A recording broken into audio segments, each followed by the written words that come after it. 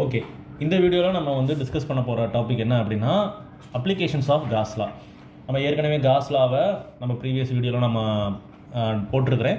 நீங்கள் இந்த வீடியோவை இந்த சேனலை இப்போ தான் ஃபஸ்ட் டைம் பார்க்குறீங்கன்னா நீங்கள் சேனலுக்கு போனீங்க அப்படின்னா என்னோடய சேனலில் வந்து பிளேலிஸ்ட்டில் தனியாக 12th NCERT சாப்டர் 1 அப்படிங்கிற மாதிரி ஒரு பிளேலிஸ்ட் இருக்கும். அதில் வந்து சாப்டர் 1ல் இருக்கக்கூடிய எல்லா டாபிக்ஸுமே நம்ம வந்து அதில் நீங்கள் போய் பார்த்துக்கலாம்.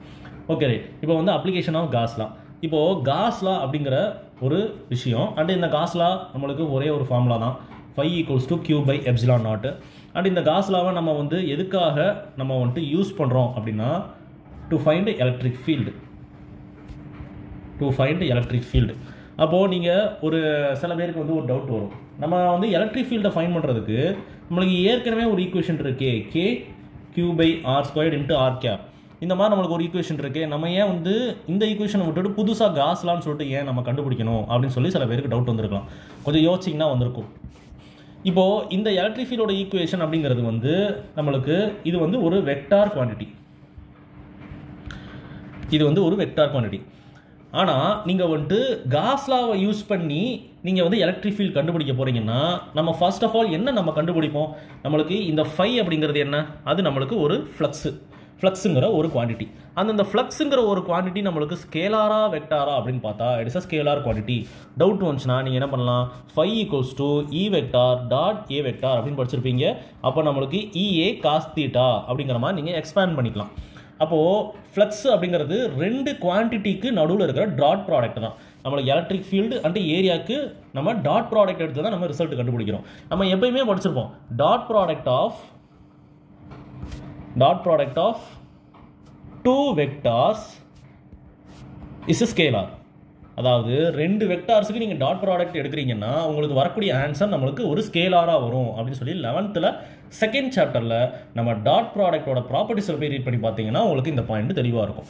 அப்போ ஃப்ளக்ஸுங்கிறது நம்மளுக்கு எலக்ட்ரிக் ஃபீல்டு அண்ட் ஏரியாவுக்கு நடுவில் இருக்கிற dot product. So dot product நம்ம எடுக்கிறோம் அப்படின்னாலே நமக்கு ஆன்சர் ஸ்கேலாரில் தான் வரும். So you can confirm that flux is a scalar quantity.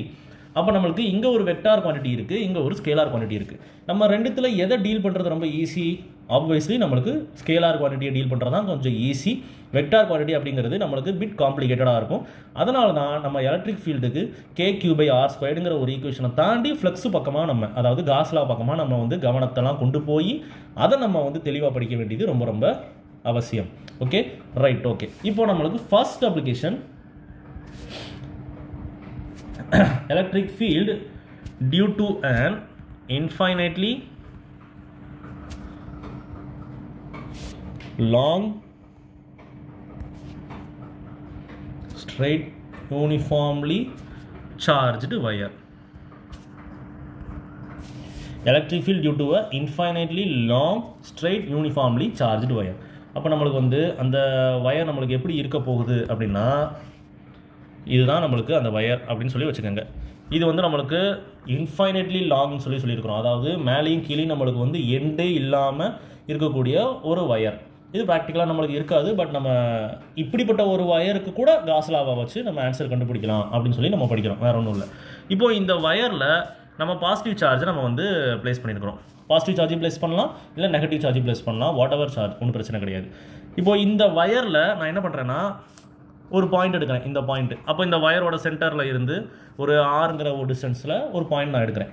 இப்போ இந்த பாயிண்டில் எலக்ட்ரிக் ஃபீல்டோட வேல்யூ என்ன அப்படிங்கிறத நான் கண்டுபிடிக்கணும். அதுதான் நம்மளோட டாஸ்க்கு. அப்போ நம்ம என்ன பண்ணலாம் அப்படின்னா இப்போது நடுவில் இருக்கக்கூடிய இந்த ஓங்கிற ஒரு பாயிண்ட்டையும் அந்த பிங்கிற பாயிண்ட்டையும் நம்ம வந்து இணைக்கிற மாதிரி ஒரு கயரை வச்சு நீங்கள் வந்து ரெண்டு பாயிண்ட்டையும் இணைச்சிருக்கிறீங்க, ஜாயின் பண்ணிக்கிறீங்க அப்படின்னு வச்சுக்கோங்க. இப்போது அந்த கயருக்கு நம்மளுக்கு டிஸ்டன்ஸுங்கிறது வந்து ஒரு அப்ராக்சிமேட்டாக 1 மீட்டர் அப்படின்னு சொல்லி இருக்கட்டும். அப்போ 1 மீட்டர் கயரை நீங்கள் இப்போ வச்சுருக்கிறீங்க. அந்த 1 மீட்டர் கயரை வச்சுட்டு நீங்கள் வந்துட்டு அப்படியே ஒரு சுற்றுனீங்க அப்படின்னா நம்மளுக்கு ஒரு சர்க்கிள் ஷேப்பு நம்மளுக்கு ஃபார்ம் ஆயிரும். அந்த சர்க்கிள் ஷேப் அப்படிங்கிறது வந்து ஒரு சிமெட்ரிக்கல் சர்ஃபேஸ் தான், ரைட்டா? சர்க்கிள் ஷேப் அப்படிங்கிறது என்னது? ஒரு சிமெட்ரிக்கல் சர்ஃபேஸ் தான். அந்த சர்க்கிளில் நீங்கள் வந்துட்டு இப்போ நான் சூஸ் பண்ணியிருக்கிற பாயிண்டில் தான் எலக்ட்ரிக் ஃபீல்ட் கண்டுபிடிக்கணும் அப்படின்லாம் கிடையாது. இந்த பாயிண்ட்டு இல்லை இங்கே எந்த பாயிண்ட் எடுத்தாலுமே ரேடியஸ் நம்மளுக்கு வந்து சேமாக தான் இருக்க போகுது. அதனால் நீங்கள் வந்துட்டு electric field at what ever points எந்த பாயிண்ட் எடுத்தாலுமே நம்மளுக்கு electric field equation same result தான் நம்மளுக்கு கொடுக்க போகுது. சரி, ஓகே. இப்போது நான் வந்துட்டு ஸ்டார்ட் பண்ணுறப்ப இந்த இதெல்லாம் நம்மளுக்கு எப்பயும் போல் புக்கில் இருக்கும். இந்த லாங் வயருக்கு நம்மளுக்கு வந்து என்ன இருக்க போகுது அப்படின்னா யூனிஃபார்ம் லீனியர் சார்ஜ் டென்சிட்டி நம்மளுக்கு இருக்கும். யூனிஃபார்ம் லீனியர் சார்ஜ் டென்சிட்டி இதை பற்றி நம்ம எங்கே படிச்சிருப்போம்னா கண்டினியூஸ் சார்ஜ் டிஸ்ட்ரிபியூஷனில் படிச்சிருப்போம். லீனியர் சார்ஜ் டென்சிட்டி அப்படிங்கிறத லேம்டான்னு சொல்லி நம்ம ரெப்ரசென்ட் பண்ணுவோம். அண்ட் லேம்டாவோட ஈக்குவேஷன் நம்மளுக்கு வந்து Q/L charge per unit length. இதை வந்து நம்ம 1 டைமென்ஷனல் கேசஸ்க்குலாம் நம்ம லீனியர் சார்ஜ் டென்சிட்டி யூஸ் பண்ணிப்போம். அண்ட் நம்மளுக்கு 2 டைமென்ஷனல் கேசஸ்க்குலாம் நம்மளுக்கு வந்து surface charge density sigma equals to Q/A அப்படின்னு சொல்லி படிச்சிருப்போம். 3 டைமென்ஷனலுக்கு Q/V அது நம்மளுக்கு வால்யூம் சார்ஜ் டென்சிட்டி அப்படிங்கிற மாதிரி ஆயிரும். ஸோ இதெல்லாம் கண்டினியூஸ் சார்ஜ் டிஸ்ட்ரிபியூஷனில் இருக்கும். இப்போ நம்மளுக்கு வந்து இந்த லீனியர் சார்ஜ் இந்த யூனிஃபார்ம்லி ஸ்ட்ரெயிட் வயர் அப்படிங்கிறது வந்து 1 டைமென்ஷனல் கேஸாகவே நமக்கு எடுத்துக்கலாம். அதனால லீனியர் சார்ஜ் டென்சிட்டி அப்படின்னு சொல்லிடலாம். இப்போ இந்த லேம்டாவை பற்றி நம்ம சொல்லணும் அப்படின்னா லேம்டாங்கிறது நம்மளுக்கு எய்தர் நம்மளுக்கு வந்து கிரேட்டர் தென் 0 இருக்க போகுது இல்லை லெஸ் தென் 0 இருக்க போகுது. ஈக்குவல் டு 0 அப்படின்னா மொத்தமே சார்ஜ் இல்லை அப்படிங்கிற மாதிரி அர்த்தம். அப்போது ஒன்று கிரேட்டர் தென் 0 இல்லை லெஸ் தென் 0 தான் இருக்க முடியும். அப்போ கிரேட்டர் தென் 0 இருந்தால் நம்மளுக்கு Q/L ஃபார்முலாவில் கீழே இருக்கிற எல்லுங்கிறது வந்து ஒரு ஜஸ்ட் ஒரு நம்பர் தான், அது லென்த் தான், அது நம்மளுக்கு கான்ஸ்டன்ட். அப்போ யார் வந்து நம்மளுக்கு பாசிட்டிவான ரிசல்ட்டை கொடுத்துருப்பா? Qங்கிறதா நம்மளுக்கு பாசிட்டிவான ரிசல்ட்டை கொடுத்துருக்கோம், which means Q is a positive charge. அப்போ அதே மாதிரி நம்மளுக்கு இங்கே Q/L அப்படிங்கிறது நம்மளுக்கு வந்துட்டு ஃபஸ்ட்டு கிரேட்டர் தென் 0 செகண்ட் கேஸில் லெஸ் தென் 0 இருக்குது அப்படின்னா Q நம்மளுக்கு நெகட்டிவ் சார்ஜாக இருந்திருக்கணும். ஓகே, அப்போ ஃபஸ்ட்டு பாசிட்டிவ் சார்ஜாக இருந்துச்சுன்னா lambda will be greater than 0. அப்போ நெகட்டிவ் சார்ஜாக இருந்துச்சுன்னா லேம்டா வில் பி லெஸர் தென் 0 அப்படிங்கிற மாதிரி நம்ம எடுத்துக்கணும். Okay right.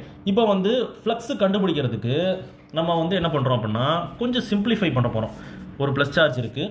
இப்போது ஒரு ஸ்ட்ரெயிட் வயருக்கு இல்லை எந்த விதமான ஒரு கான்ஃபிகரேஷனாக வேணாலும் இருக்கட்டும், அதுக்கு நம்ம வந்து காஸ்லாவை யூஸ் பண்ணி நம்ம வந்து எலக்ட்ரிக் ஃபீல்ட் கண்டுபிடிக்கணும்னா ஃபர்ஸ்ட் நீங்கள் என்ன கிரியேட் பண்ணணும்னா ஒரு இமேஜினரியான ஒரு காஷியன் சர்ஃபேஸ் நம்மளுக்கு கிரியேட் பண்ணணும். அந்த இமேஜினரியாக காஷியன் சர்ஃபேஸ் அப்படிங்கிறது கொடுத்துருக்கக்கூடிய கான்ஃபிகரேஷனை பொறுத்து நம்மளுக்கு சேஞ்ச் ஆகும். பட் நம்மளுக்கு வந்துட்டு பெரும்பாலும் நம்ம என்ன யூஸ் பண்ணோம்னா சிலிண்டர் நம்ம யூஸ் பண்ணுவோம். அப்படி இல்லை அப்படின்னா வந்து சிலிண்ட்ரிக்கல் காஷியன் சர்ஃபேஸ், அப்புறமா நம்மளுக்கு ஸ்பெரிக்கல் காஷியன் சர்ஃபேஸ் நம்மளுக்கு யூஸ் பண்ணுவோம்.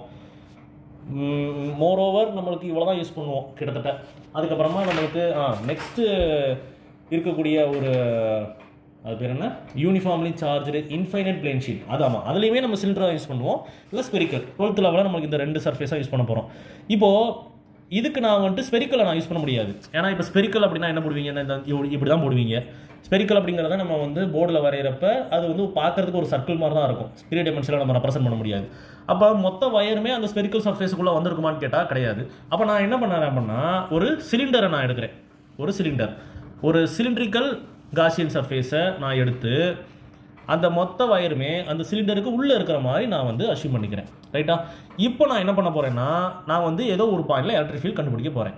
இப்போ எலக்ட்ரிக் ஃபீல்ட் கண்டுபிடிக்கிறதுக்கு முன்னாடி இந்த சிலிண்டரை நான் வந்து ஒரு 3 பார்ட்ஸாக நான் ஸ்ப்ளிட் பண்ணிக்கிறேன். ஃபஸ்ட்டு டாப் சர்ஃபேஸு, அதுக்கப்புறமா நம்மளுக்கு பாட்டம் சர்ஃபேஸு, அதுக்கப்புறமா நம்மளுக்கு கர்வ்டு சர்ஃபேஸ். மீதி இருக்கிற எல்லாத்தையும் கர்வ்டு சர்ஃபேஸ் அப்படின்னு சொல்லி வச்சுப்போம்.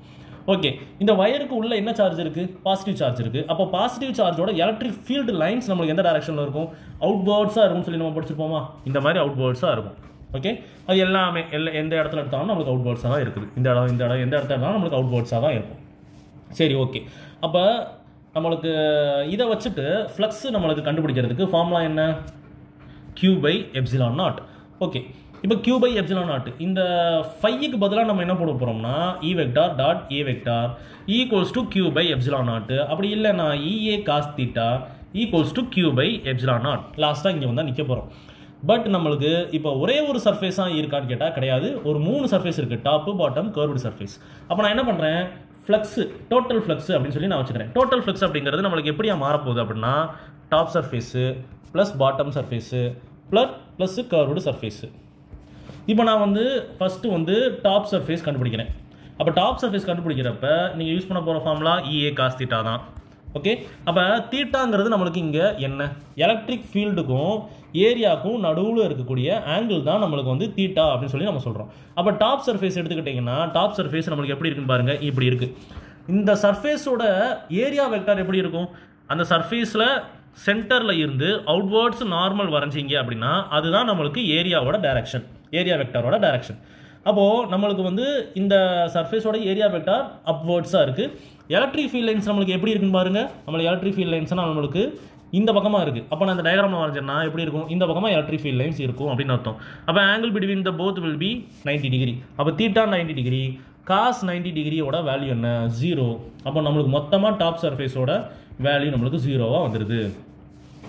ஓகே, இப்போ இது நம்மளுக்கு பாட்டம் சர்ஃபேஸ் எடுத்துக்கிட்டோம்னா அதே மாதிரி EA காஸ் தீட்டா. அப்போ பாட்டம் சர்ஃபேஸ் எங்கே இருக்குது, பாட்டம் சர்ஃபேஸ் இங்கே இருக்குது அப்படின்னு வச்சுக்கோங்க. இந்த சர்ஃபேஸுக்கு அவுட்வேர்ட்ஸ் நார்மல் வரைஞ்சிங்கன்னா அது நம்மளுக்கு டவுன்வேர்ட்ஸாக இருக்குது, அதுதான் ஏரியா வெக்டார். அண்ட் எலக்ட்ரிக் ஃபீல்டோட டேரக்ஷன் எப்படி இருக்குன்னா அது இங்கே இருக்குது. இங்கேயுமே நம்மளுக்கு வந்து தீட்டாவோட வேல்யூ என்ன அப்படின்னா நம்மளுக்கு 90 degree. So cos 90 will be 0. அப்போ நம்மளுக்கு பாட்டம்லேயும் நம்மளுக்கு 0வாக வந்துடுது.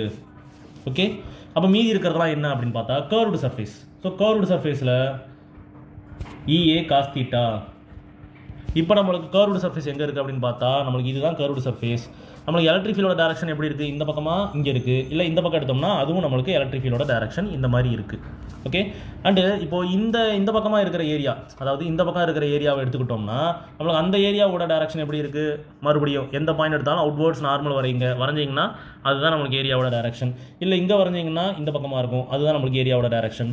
ஸோ ரெண்டுமே நம்மளுக்கு சேம் டேரக்ஷனில் இருக்குது அப்படிங்கிறப்ப தீட்டாவோட வேல்யூ என்ன, 0 டிகிரி. அப்போ ஃபை கர்வ்டு அப்படின்னு பார்க்குறப்ப நம்மளுக்கு EA காஸ் 0 டிகிரி. அப்போ காசு 0 டிகிரியோட வேல்யூ நம்மளுக்கு 1 ஆயிரும். அப்போ ஃபை கர்வ்டோட ஆன்சர் என்ன வருதுன்னா EA. அப்போ டோட்டல் ஃப்ளக்ஸ் அப்படின்னு சொல்லி நம்ம இங்கே பார்க்குறப்ப நம்மளுக்கு டாப் சர்ஃபேஸ் அப்படிங்கிறது 0 வந்துடுது, பாட்டம் சர்ஃபேஸ் 0 வந்துடுது, மீதி இருக்கிற கர்வ்டு மட்டும்தான் நம்மளுக்கு இருக்குது. அப்போது இப்போ டோட்டல் ஃப்ளக்ஸ் அப்படின்னு சொல்லி நம்ம எடுத்தோம்னா டோட்டல் ஃப்ளக்ஸ் அப்படிங்கிறது சிம்பிளி EA அப்படின்னு சொல்லிட்டு வருது. அப்போ இப்போ கொண்டு போயிட்டு ஃபை ஈக்குவல்ஸ் டு Q/ε0ஓட ஃபார்முலாவில் இந்த ஃபைக்கு பதிலாக நம்ம என்ன போடலாம், ஸ்ட்ரைட்டாகவே EA ஈக்குவல்ஸ் டு Q/ε0.